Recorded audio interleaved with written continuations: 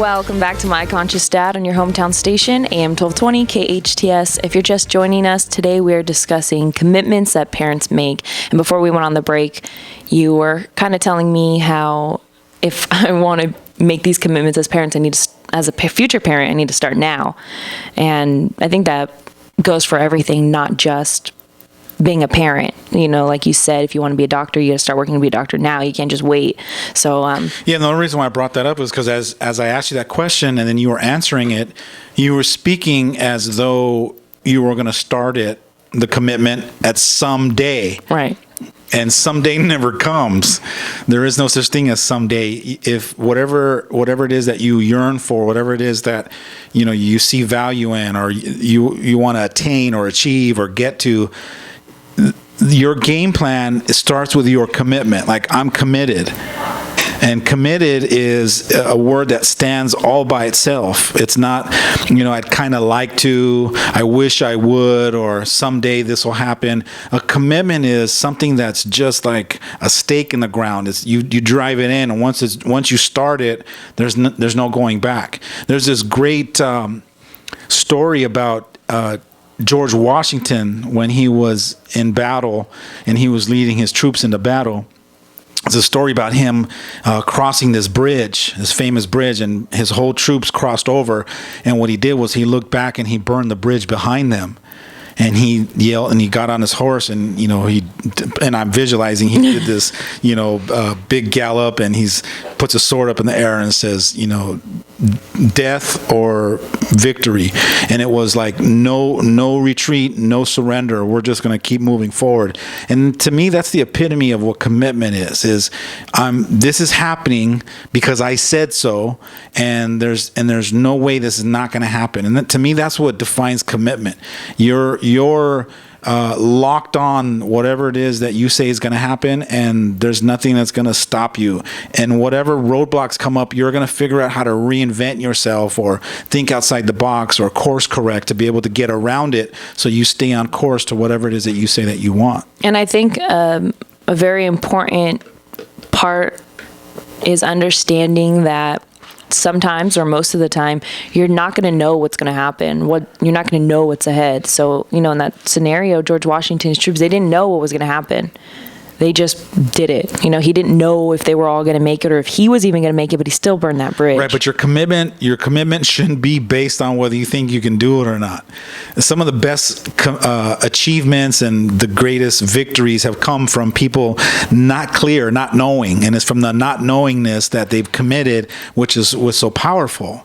It's like when we declared that there was going to be a man on the moon. Who was that? JFK. How'd you know that? I went to school. That's happened to be one of your favorite presidents, right? Mm-hmm. So when JFK decided that he was going to put a man on the moon, it was a commitment that he had made. And then after the commitment, he made a declaration. A declaration is something you verbalize, you say it out loud with no evidence of knowing how it's going to happen. And there's something powerful about you making a commitment and then declaring with no evidence and then all of a sudden you figure out, because you declared it and made that commitment, something happens inside of your body, something happens inside of your mind and your spirit that just starts generating. And that powerful energy is what propels you to figure out how to reinvent yourself to make whatever your declaration was, to make it the truth. And it's like, I don't know if you've ever decided you were going to do something, not knowing how to do it, and then like you're thinking about it all day, trying to figure out how to make it happen, and you go to sleep at night. Sometimes you feel like when you wake up in the morning, like your brain, you were asleep, but your brain was still trying to figure out how to come up with a solution to make that happen. It's almost like your unconsciousness doesn't go to sleep because it's so committed to you having that result, because you declared it and you committed to it and you decided that was going to happen.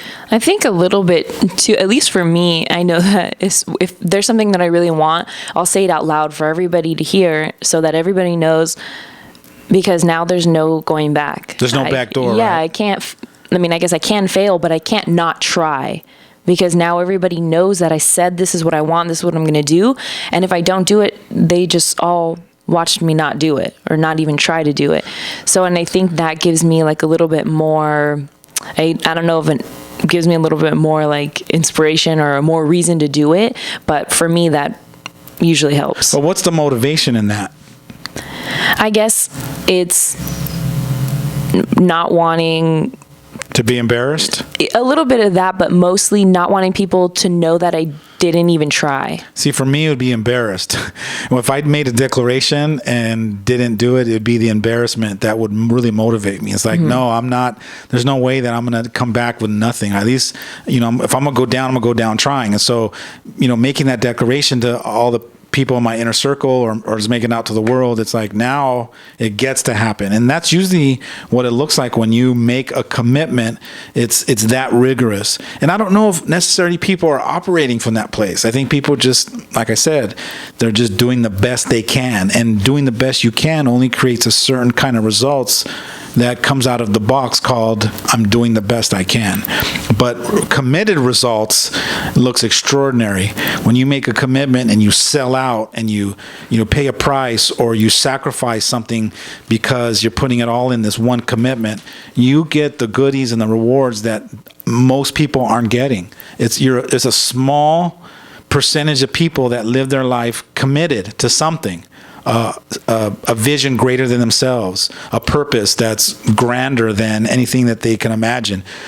Living a purpose-driven life, which is filled with one commitment after the other, for me is an amazing life, because you're being propelled and you're being called forth on something great, and to be able to get to the end of your life, which obviously I haven't got there yet, but when I do get there, I want to know that, man, I shot for the stars, that I wanted to give me the ball. I want to take the last shot like Kobe Bryant. I want to be able to play big. And when you embark on a game like that, you're going to make a lot of mistakes. You're going to fail a lot. And you have to actually get used to making a lot of mistakes. You got to get used to failure. And some of my greatest breakthroughs have come in my biggest failures. And I just got used to failing a lot. But there's some golden nuggets inside of that kind of a game that you end up creating some big breakthroughs. So I just want to invite parents to really kind of do a check-in with yourself and ask yourself, am I really committed to being the extraordinary parent that I could be? Or are there some limiting beliefs that get in the way of you even thinking that you can be an extraordinary parent? Some of us have unconscious, subliminal, transparent, limiting beliefs that we don't even realize we have, that don't even allow us to have a vision that we can be an extraordinary parent, so we don't even try. And I think, as a kid, there's nothing, God, I don't even know how to say this, but watching your parent not try, I think would be pretty, I don't want to say uninspiring, because you wouldn't even know what inspiring is, really, if you had a parent that just lived in that, what are we calling it? It's the drift? No, sorry. It's not if you're being a committed parent, but if you're being I did my best kind of parent. Yeah, I did the best I can. Yeah, I think that's kind of, and I don't want to say that this is wrong, but I think that it's kind of an excuse. So every time your kid acts out or does something wrong or gets in trouble, a lot of parents who live like that, they say, I did the best I can. It's up to them now. They're, 15 years old. They should know better. But here's the thing is they don't know better, because for whatever reason, maybe you didn't teach them, or you didn't tell them, or you didn't act that way in order for them to know better. Yeah, but that's the responsible version. That's assuming that the parent operates from the responsible version. If you're looking at your life through the responsible filters, you can obviously see that, you know what, maybe little Johnny hasn't had a breakthrough in this area because maybe I haven't taught him, or maybe I haven't been a good role model. That's the responsible version. Mm-hmm. The victim version is, well, I did the best I could. I've brought him over here. Now he's got to do it. You know what I'm saying? So there's two ways to look at it. There's always the two different filters that we can look at our life. And so I think you're speaking from the responsible version. From the responsible version, they are excuses. But how many people put those glasses on and say, these are the glasses that which I'm going to continue to live my life, and I'm going to parent through these glasses? So if you're living through I did the best that I could, I guess they're only excuses if you're responsible. What would you call it if you're not responsible and you are just living through that? Is it just just a victim? It's all you know. your excuses aren't excuses to you. It's just all you know. It's just justification. It's just, it's the water that you swim in. If you're a fish, it's the water that, you are born into. Is making those excuses are just justifications or validations that it's not you, that now he's got to put effort, that he's got to figure it out, that she's got to do better, that she has to listen to me. It's all about, making them the blame for them not creating their results. The conscious parent that operates from I'm 100% responsible for my results and my kids' results. I'm taking ownership of even my kids' results, even if they're 30 or they're 50. There's some part that I played in it. I co-created maybe even his or her dysfunction that at some point in their childhood that I didn't course corrected, that has them now being in this kind of relationship that's abusive. And maybe your son or daughter's in their 30s or 40s and they're in this abusive relationship. You can look from the responsible version and say, look, man, I had to play a part in that somewhere, and maybe the power is me looking at that and figuring out what that is. Or maybe now deciding I'm going to now make a different choice and support them in it. And if I wasn't there to notice it back then, I'm going to bring it now. Or you can choose the victim perspective and say, well, that's their journey and that's something that they got to deal with. And, if he would have listened to me when I was 16, you know what I'm saying? Yeah. You can justify it all you want. Mm-hmm. So as a conscious parent or a committed parent, what have you found to be like the most valuable commitments? The most valuable commitments is taking ownership of all of it. Just deciding, that whatever your kids' results are is a direct reflection of your parenting. To me, that's the most honorable, and I'm inspired by parents that operate like that. When they say, my kid's suffering because I haven't figured out yet how to make a difference with them. I haven't figured out how to hook their heart. I haven't figured out how to get them to trust me. Maybe I haven't been vulnerable enough.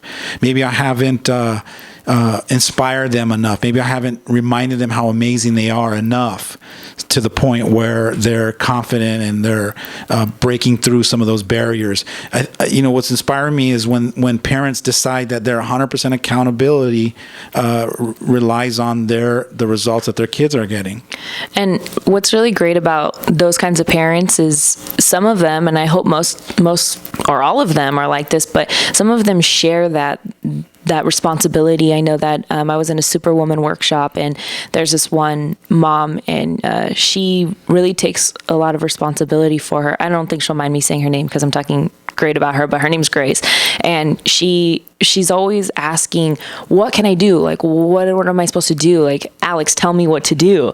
And I think that really inspires a lot of the other moms who are there, that when they share, they say things like, oh, my son, he just does whatever. And, he's old enough, he should know by now. And, they end up either, if they don't switch their verbiage or what they're saying about their kids, and they'll end up just not saying anything. And sometimes I can see them really sitting with it, and they just kind of, and I hope they go home and they realize that they need to start taking responsibility, or that this is the way that they want to parent, because I don't want to say need, because they don't have to, but noticing that this is the way that they want to parent. And I think it's really inspiring, because she shows up to a lot of other workshops and trainings, and I see the same thing over and over again. I've seen it like 3 times in different workshops where she's asking, what am I supposed to do? And a lot of people could sit there and say, you don't have to do it. You're not supposed to do anything. But I don't think that's true. And I think she's very inspiring to a lot of moms. Absolutely. I mean, it shows that she's a champion and that she owns it. She's owning the results of her kids, at least co-owning it. If you can't start off, if you can't wrap your mind around taking 100% responsibility for your kids' results, no matter how old they are, let's start off with 20%. Can you own 20% of it? Maybe something that you did or didn't do that contributed to maybe their dysfunction or falling short or not having the full ability to overcome. Or can you take now, maybe after you take some baby steps, can you now move to 50%? Okay, I own 50% of now some of the things that I was being, or who was I not being, that I didn't empower my kids or have them develop in a way that now they're able to handle their circumstances or be bigger than their circumstances and live a powerful wonderful life. So, it's all a journey. And you can do it in increments. You don't have to right now try to wrap your mind around, taking 100% accountability, but can you start with 25%? And I think once you start and you start realizing, in certain situations, let's say your kid gets in trouble and you realize that maybe they got in trouble for something that you've done at home, and it becomes, I think, a little bit easier to start taking responsibility, like, oh, he learned that from me, or he learned that from his dad. And then you start taking a little bit more responsibility. And then next time you take a little. And so I think it's going to get easier. Again, the hardest part or the most challenging part is going to be just to take any responsibility at all, like in the beginning. Now, when you gave a scenario like that, like, oh, maybe he learned that from me, would you call that honesty? Yeah. Would you say that that's really about you just being honest? Let's get down to the nitty gritty and let's just be honest about it. Okay, who did he learn that from? Your kids don't have these dysfunctions because they grew up in someone else's home. They had to watch somebody. They had, the one person that your kids learned all of their fears and their insecurities and all their doubts and all their shortcomings, self-limiting beliefs. All that was created, and guess whose home that was all created in? Yours. Yeah, mine. It was all, when these babies were born, they were pure. They were like a blank slate. It was pure magnificent. And it was like this empty program that I got a chance to put that programming into. And so consciously or unconsciously, that programming that I developed has a little bit of flaws in it. And what it required for me was to give my kids some kind of an update, some kind of a 3.0 version, a 7.0 version. And what that would have looked like was for me to reinvent myself, to work on myself, to continue the self-growth that I need to be, one, as a human being, and two, so that translates into my parenting. I'm like kind of shaking a little bit because I'm really excited, and I hope that there's like parents out there that are listening that are equally as excited to kind of jump to that. But I think the part of me that's, I guess, getting a little bit emotional is being a teenager whose parents are maybe a little unconscious and live by the "I told you so" and have a little bit of an old school parenting style. I would be like so ecstatic to hear something like this, and then not only that, but to now understand that's what my parents are doing. And let's say they were to start working on themselves and getting a coach, I would be like all over the place, like, oh my God, my mom's doing this, my dad's doing this. I'd be like so amped, I'd be so excited. I actually tell my clients, because they'll ask me, what do I tell my kids? And I tell them, be honest. Tell them that you have a coach, and then when they go, what's the coach for? And then turn around, tell them our coach is really to help us become better parents, and watch the look on their face. And it's funny because when my clients come back and they're like, Alex, oh my God, I finally told my kids. And I'm like, well, what was their response? And some of them were kind of like chuckling, or some of them, but the next day or the next week or two, a lot of times they'll say, Timmy came running out, go, mom, hurry, you got your coaching session. And we start laughing because it's like they secretly are cheering for you, especially when you tell them that you're going to learn how to become a better parent, to be more loving, more compassionate, more understanding, that you're going to be proactive in their growth. And then I think, kids are yearning for that. And I see it, week after week, month after month in these training rooms. Your kids are dying for you to figure out how to reinvent yourself, because when you grow, they know they're going to ride your coattails, and they're going to grow, and they're going to be more confident to be able to handle life in the future. Well, I'm excited, and I hope whoever's listening is excited and is taking some of this in, and also really excited. But stay tuned for more of My Conscious Dad right here on your hometown station, AM 1220 KHTS. Welcome back to My Conscious Dad on your hometown station, AM 1220 KHTS. If you're just joining us today, we talked about parenting commitments and what you might really be committed to. If you missed any of it or you want to hear it again, you can always find our podcast online. We're going to go ahead and go over a quick recap. Yeah, today we talked about, are you making a conscious commitment in your parenting? We talked about being committed to having your kids win. We talked about, where are you playing? Are you playing to win or playing not to lose? We talked about making your kids part of your growing process. We talked a little bit about asking the questions, are your teens noticing any changes in your parenting? We talked about taking responsibility for being unconscious. We talked about being afraid of change. There's a good possibility that you're not changing because you're afraid of it. And we talked about being willing to be wrong. We talked about accessing your personal power. Making declarations become true. We talked about being loaded on your commitment. And we talked about being honest with yourself. So earlier in the segment, you were talking a little bit about how you're playing as a parent. And you mentioned playing to win and playing not to lose and just playing. Do you want to go over a little bit of those distinctions? Yeah, let's make an assumption, hypothetically, if parenting was a game that you decided to play, right? For some people, it's not a game, but let's make it fun. Let's say, parenting, my parenting style and my commitment to being a parent, if it was a game and I had to reevaluate myself, like at halftime, look at what's working, what's not working. And in that hypothetical theory of it being a game, you'll want to ask yourself, what kind of a game am I playing? Am I playing to win, or am I playing not to lose? Or am I just playing the game, or am I not playing at all?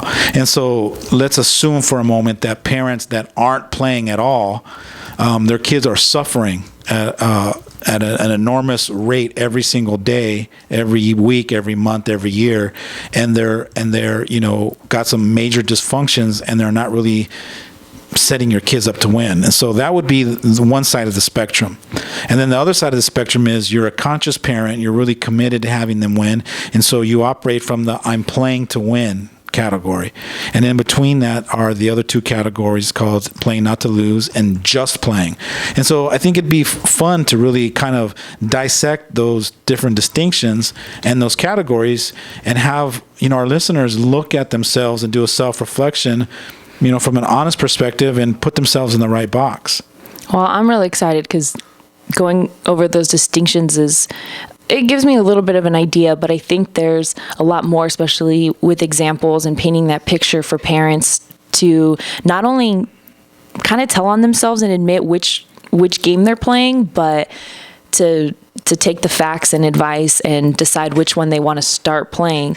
I guess you could start right now if you're trying to make that commitment, but if you need more information, we're going to be talking about that next week. Well, just you deciding you want to start now without getting some clarity on what it really looks like, or what it looks like to us at least, or a life coach, you're going to just make that commitment now. And that's what the show was about. Whatever it is that you say you want, make a commitment blindly. And then with that commitment, make a declaration that you're going to start now and that you're committed to doing whatever it takes to play at that level. I would start off with doing some research. Just like any other project that you get committed to, you do some research. And a lot of the research is kind of educating yourself and figuring out what kind of things do I need to work on? What are some of the things that really need to be worked on in my interpersonal growth? What would you say some of the things interpersonally that a parent would really need to kind of master to be able to even get close to playing to win? Oh my God, where do I start? First, I would say because it's very overwhelming. I think if you're just starting off and you're not exactly sure what questions to even ask or what to type in online to even start working on yourself, I think the first step would be to find yourself a coach, because they're going to set all that stuff up for you. And they're kind of going to guide you, and they're going to teach you what you need to start working on. They're not going to, obviously they can't fix you and make you do things, but they're going to tell you what you need, the tools you need, and where to go, because I think it's super overwhelming. Well, I think even when it comes to that, the first step is as a coach, the first thing I would do is have a parent do a self-evaluation. I'd have them rate themselves in different areas. And it's funny because every time I do self-evaluation, my clients, the way that they see themselves is always higher than I think that they're really being perceived by their kids. So an example, if I said, I want you to rate yourself 0 to 10 in the area of being vulnerable. That's the one area where everyone looks at me and their eyeballs get really big and like, oh, you want me to evaluate that one? And so let's say they wrote down 4. Well, 4 is probably an accurate number because most people don't like to be vulnerable, so they would rate themselves accurately in that area.